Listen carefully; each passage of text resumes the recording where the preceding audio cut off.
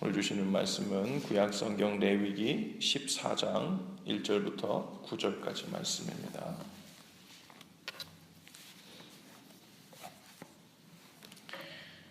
저와 여러분이 한 목소리로 함께 읽지요. 14장 1절부터 9절입니다. 시작.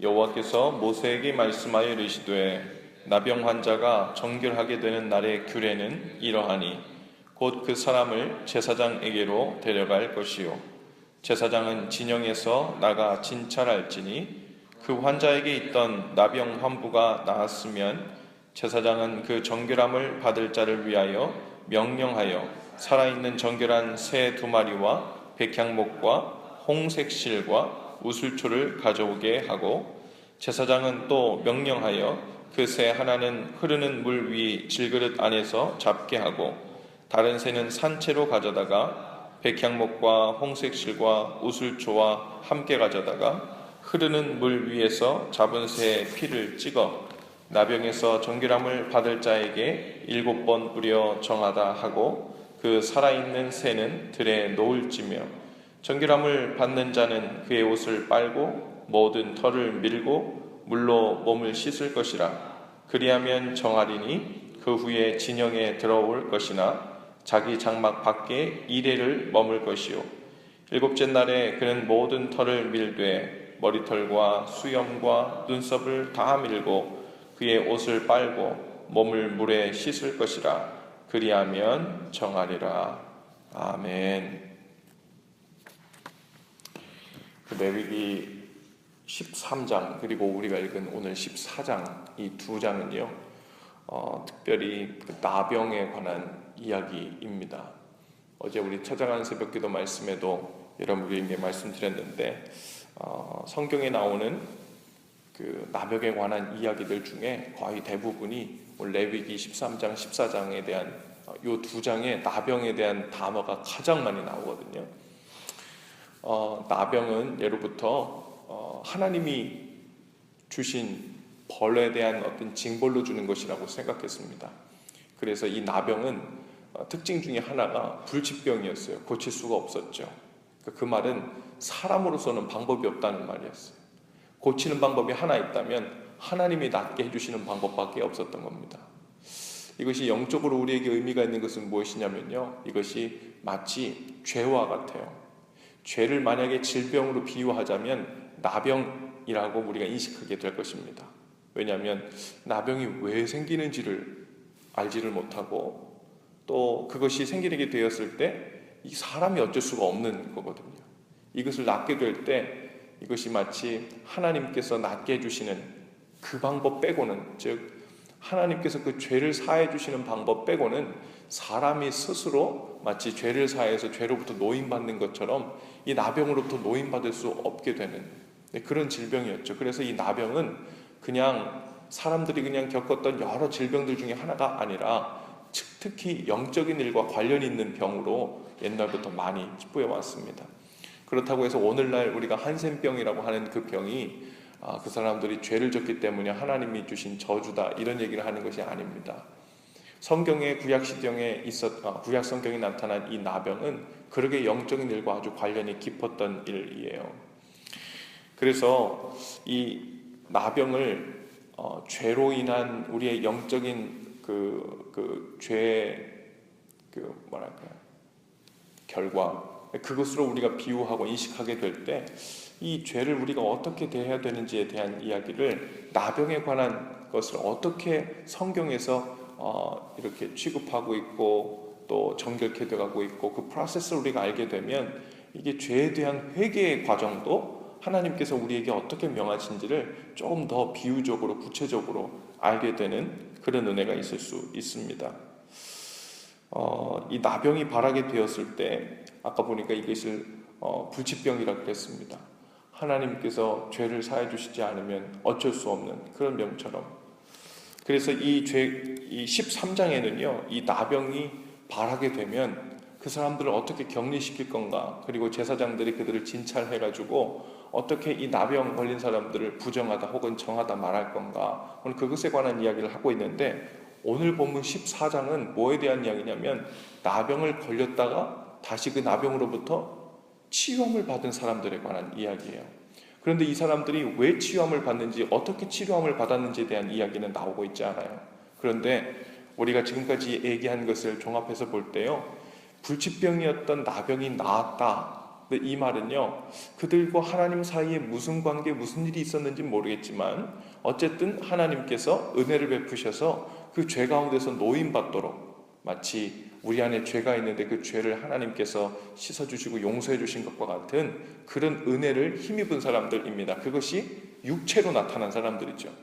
그 육체로 하나님의 은혜를 입은 사람들, 특히 이 나병에서 노임을 받게 된 사람들, 이 사람들이 병에 걸렸을 때는 부정한 사람들이라고 얘기했는데, 이 사람들이 그러면 부정에서 정한 사람들로 되어지는 그 프로세스가 어떤가? 오늘 성경에 보니까 몇 가지 프로세스가 있어요. 먼저 첫 번째는 오늘 읽은 우리가 본문 1절부터 7절까지는 뭐에 대한 이야기냐면 육신을 정하게 하는 의식에 관한 이야기입니다. 새를 2마리 잡으라 그럽니다. 그리고 새를 2마리 잡아다가 한 마리는 질그릇 안에서 마치 우리가 번제를 드릴 때 잡는 것처럼 새를 죽여서 잡습니다. 그리고 그 안에서 피를 내죠. 그리고 또 한 마리는 잡지 않고 그 질그릇 안에서 잡은 새의 피를 묻히고, 그리고 나중에는 날려보내라.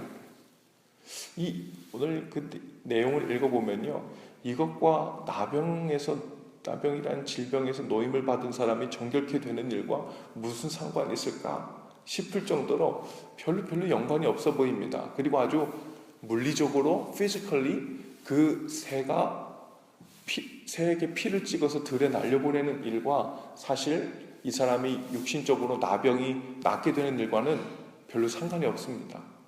그렇다면 이 상관없는 일을 의식으로 정결케 되는 과정 가운데 넣어주신 이유는 이것이 이 나병이 마지막 남았던 무슨 균까지 다 없애는 것을 새를 통해 한다는 이런 것이 아니고, 우리에게 죄로 상징되는 이 불치병, 이것을 정결케 되는 과정이 어떠해야 되는가를 비유적으로 이야기하고 있는 것이라 생각됩니다. 그래서 오늘 말씀 가운데 보면요, 정결케 되는 의식 가운데 또 새에 관한 이야기도 있지만요, 나중에 보면 모든 털을 다 밀어야 된다 그래요. 몸에 있는 모든 털을 다 밀고요, 그리고 수염과 눈썹을 다 밀고요, 또 그의 옷을 빨라고 그러고요, 그리고 몸을 물에 씻으라고 그러고요, 그리하면 정하게 될 것이다, 이렇게 얘기합니다. 오늘 읽은 곳이 그 1절부터 9절까지가 거기까지 본문이거든요. 그런데 나병에서 노임을 받은 자가 정결케 되는 과정이 거기서 끝나는 게 아니라 10절로 가면요, 8째 날에 하고 또 하나의 의식이 시작돼요. 이게 뭐냐면 속건제를 드리라고 하거든요. 그러니까 그냥 오다 가다 병에 걸린 이야기가 아니고요, 이 나병이 영적인 일과 왜 관련이 있냐면, 이 영적인 일에서 정결케 되는 과정이요, 그냥 육신을 씻고 깨끗하게 하고 옷을 빨고 격리시키고 그냥 이것으로만 끝나는 것이 아니라, 2번째 정결의식이 뭐냐면 이제 눈에 보이지 않는 죄에 관한 거예요. 속건제는 전번에도 말씀드렸지만, 속건제는 뭐 할 때 드리는 제사냐면 하나님의 성물을 훼손했을 때 드리는 제사거든요. 하나님의 성물.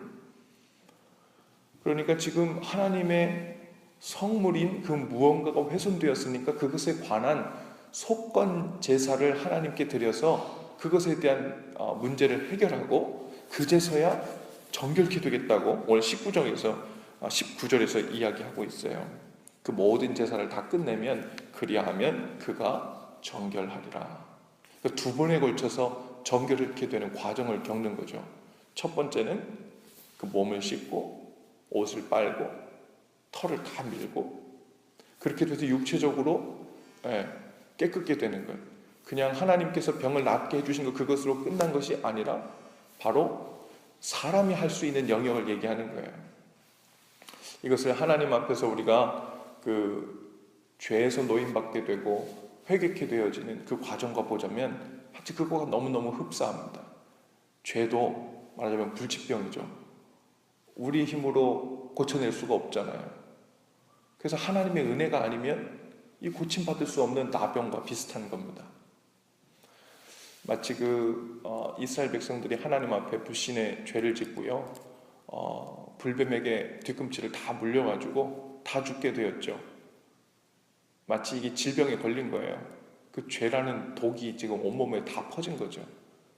자기 스스로는 구원할 방법이 없어요. 해독제도 없어요. 광야에서 다 죽게 생겼습니다. 그런데 오직 하나님께서 주시는 새로운 그 은혜만 그 병을 낫게 해줄 수 있죠. 근데 하나님께서 이 나병이라는, 즉 우리의 죄로 상징되는 나병에서 고침받게 하시고 몸을 정결케는 하시지만 그냥 그것으로 하나님 편에서만 한 것으로 끝나게 하지 않으신다고요. 뭐를 남겨두냐면 너희들은 정결케 되기 위해서 뭐라 그래요? 몸을 씻는 일, 이건 내가 해야 되는 일이거든요. 옷을 빠는 일, 내가 해야 되는 일이에요. 새를 잡아가지고 들판에 날려보내면서 이게 무슨 의미인지 모르겠지만 하나님께서 하는 일에 관해서 순종하며 나머지 자신의 일들을 해나갑니다. 그것으로 인해서 자신의 육신이 정결케 되는 것을 마무리 짓게 되죠. 또 하나는 아까 속건제에 관한 이야기, 하나님의 성물을 훼손하게 되었을 때 그것을 회복해 되는 속건제물을 하나님께 드림으로 완전한 정결이 다시 한번 이루어지는, 영적으로. 여러분, 지금 나병에 걸렸다가 회복되는데 왜 속건제를 드리나? 우리의 몸이 하나님의 성물이기 때문에 그렇습니다.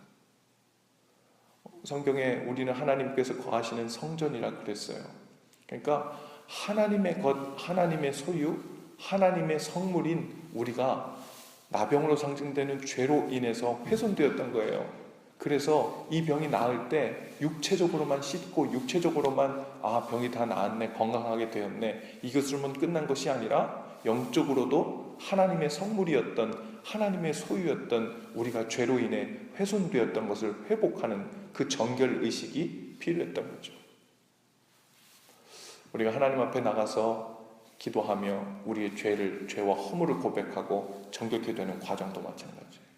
오늘 하나님 앞에서 여러분 정결케 되기를 구하고 또 하나님께서 생각나게 하시는 죄와 허물을 주님 앞에 고백할 때 어쩌면 우리는 그 회개의 과정 중에 하나님, 제가 주님 앞에 고백했으니까 이제 하나님께서 용서해 주시고 약속대로 다 끝난 거죠? 이럴 수 있어요. 그런데 오늘 정결 예식을 보니까요, 그것만으로 끝난 것이 아니라 우리 편에서 할 일을 하나님께서 남겨두십니다. 옷을 빨듯이, 우리 몸을 씻듯이, 털을 다 밀듯이, 그리고 이 새를 들로 날려보내면서 저 멀리 날아가는 새를 보면서 이제 저 죄가 이제 나와 상관없이 저렇게 멀리 떠나보내고 더 이상은 내가 바라보지도 않고 손으로 닿지도 않는 곳에 날려보내는 것과 같이 그 죄로부터 내가 떠나겠다. 그리고 죄를 완전히 씻어버리겠다. 몸을 씻고 그 죄의 아주 조각 하나도 남지 않게 하려고 털을 다 밀어버리고, 옷을 하얗게 빨고, 어쩌면 옷을 빨면서요, 어떤 사람들은 옷을 빨라가면서 내가 나병에 걸렸을 때 이 옷을 입고 있었는데 이 옷에 남아있는 조그만 나병의 조각이라도 남지 않게 하려고 옷을 빨고 또 비벼가면서 어쩌면 더 정결하게 하려고 애를 썼을 거라고요. 이것이 어떤 상징입니다. 주님 앞에 우리 죄를 고백하고 그것으로 대체 끝나는 게 아니라 주님, 이 죄가 저로부터 완전히 떠나기를 원합니다. 완전히 내가 옷을 이렇게 열심히 빨고 헹구어내고 조금도 남아있지 않기를 원하는 마음으로 제 가운데 이런 열심, 내 편에서 주님께서 남겨두신 나의 노력, 나의 힘을 써서 이곳에 나아가겠습니다 하는 그 고백이죠. 하나님 앞에서 남은 우리의 성결의식, 그 속건제를 드리듯 또한 하나님, 제가 하나님의 성물이고 하나님의 소유이고 하나님의 자녀인데 하나님의 소유인 이 성물을 더럽히고 죄로 오염시켰었습니다. 그리고 하나님 앞에 속건제를 드리듯 하나님께 예배하고 회개하며 나갈 때 우리가 그제서야 너가 정결하리라.